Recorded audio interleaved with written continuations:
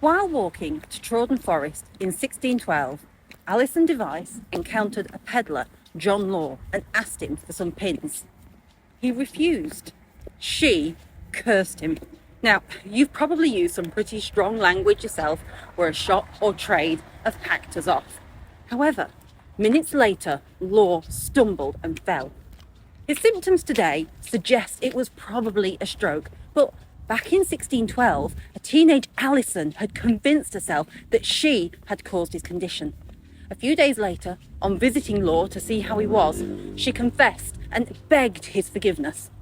This was the catalyst for the events that led to 11 local people being arrested across 2 families, with all but one of them being a woman. While the idea of misogyny, that women are morally weak and subordinate to men, has its roots in religious belief, those concepts have remained steadfast across much of the world. When we talk about a witch hunt, we usually mean an accusation that's baseless. And it's a phrase that is so common.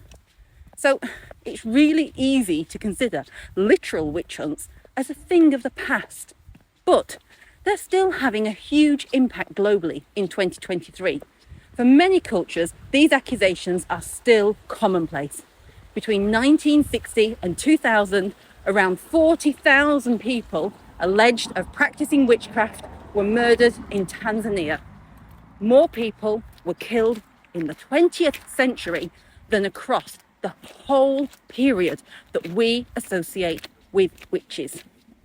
We blame the powerless because, well, it's easy to, and that reinforces the misogynistic beliefs of far too many.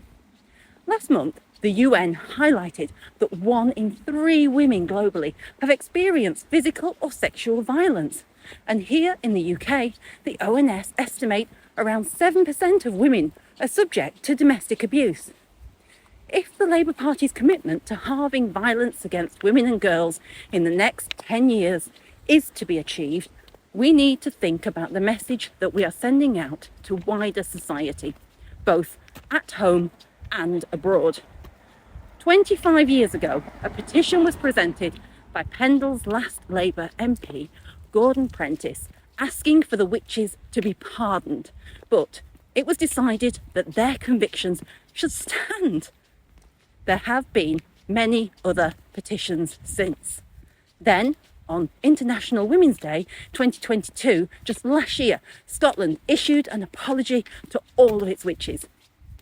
I've signed a new petition on the government website to legally pardon those convicted in Great Britain for offences of witchcraft.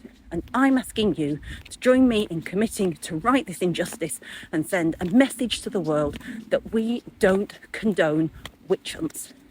We study history so that we don't repeat our mistakes. Please add your name and help make misogyny history.